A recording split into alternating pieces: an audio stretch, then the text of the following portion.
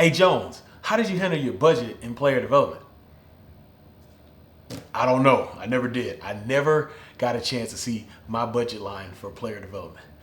All right, it's time for this week's question of the week. And this week's question is, how do you handle the budget line? Now, I unfortunately never actually saw my budget line or was able to administer my budget line or say, hey, I got $10,000 this year. This is how I'm going to use it. Now, with that said, did I get things done in a role? Yes. And so we're going to talk about that. So I'll just walk you through the 3 schools I worked at. All right, the University of Houston. I probably have the most flexibility at the University of Houston. The first thing I ever got on a budget was these shirts here. These beauties right here. H-Town is our town. You see that there. Shout out to my guy Adam Cordaji who created this. And then Coops Care. Shout out to Grace Muscarello for the hashtag. But anyway, so what I wanted to do with Coach Herman, we were having these kind of like, some position groups were going out. So Coach Herman would be like, hey, why is your position group not going out? He would ask the coaches. And so like it started to get a little competitive. And so what I wanted to do is make sure our team was getting into the community and rewarding them for getting in the community was make shirts. And so I went to our director of football operations at the time, Fernando Lovo. I said, hey, Fern, I want to make shirts for our guys. I want to get shirts. So when they go out and go in the community, we buy shirts for them. Or we give them shirts, when they go out to the community. He's like, absolutely, just tell me what you need. I was like, oh, snap, this is how it is at college? And so that was my first time. Now, the thing I wish I would know, I was actually going to get different color shirts and then zip jackets or whatever. If I fully known they were leaving to go to Texas, I would have got a grip of stuff for doing community impact. But that was the first thing I did. After that, with our next director of ops and being under Coach Applewhite as the head coach, I got to work with Marcus Tubbs. Shout out to Marcus Tubbs. And we were bringing in speakers. And so I would say, hey, Marcus, I think this speaker would be good. And once again, I didn't see the budget, but I was allowed to, hey, this is how much you have for speakers in the summer case. So I was able to have a little more freedom there. And then when we would do career stuff, catering, shout out to Tori Tanko when we did it. Shout out to Grace and Nina. But we would have, catering. And once again, I didn't see the budget. I couldn't tell how much it cost, but I knew I had that. So at the University of Houston, what I learned was, you know what? I'm not going to see the budget, but if I explain it very, very well and they understand it, they will help me get done what I need to get done. And so that's kind of how I got around it at the University of Houston. Once again, didn't get a full budget.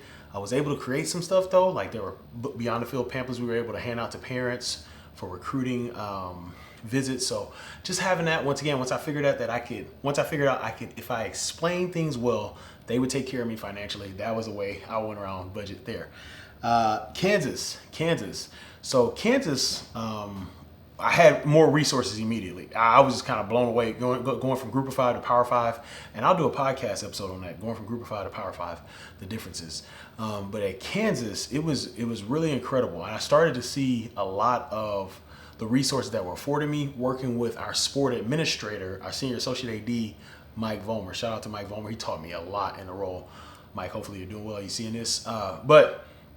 So what I would do is I would get with him because I started to realize the people that are directly above me, they would hear me, but they weren't making moves.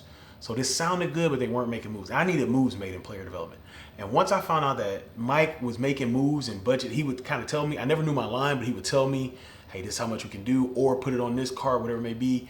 This will help. The biggest thing I did in the first year was actually we took our students to the Black Student Athlete Summit.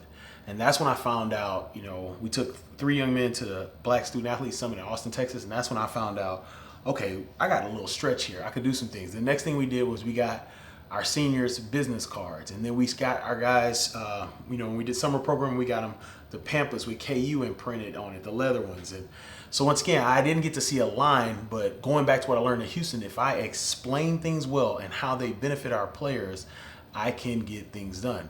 And so we had some stuff going before COVID. COVID knocked off a lot because we were getting ready to do a business trip to Kansas City. I was getting to the point, and Tori Takeo had moved into the director of ops role. Shout out to Tori, who I was her intern long time back when I was at U of H.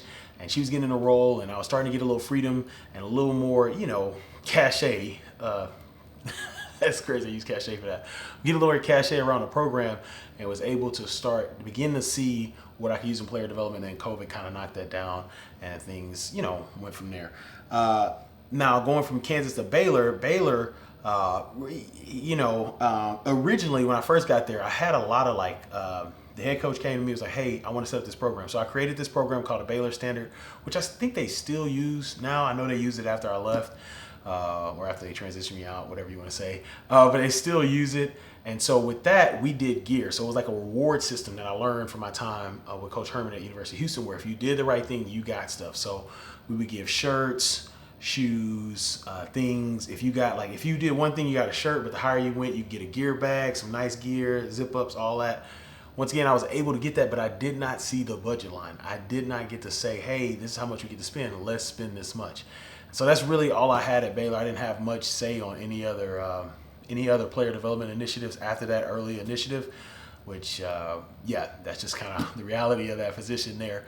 But that was what I did. So the thing that is congruent with all these places is explaining what you need. I never got to see the budget line. So I was never given, hey, Ed, you got 10,000, you got 15,000, you got 50,000, you got 5,000, you got $250. I never got to see the line, but I was able to get things done because I was able to explain what I want to get done to the people that actually did see the budget lines. And here's a tip for you inside the question.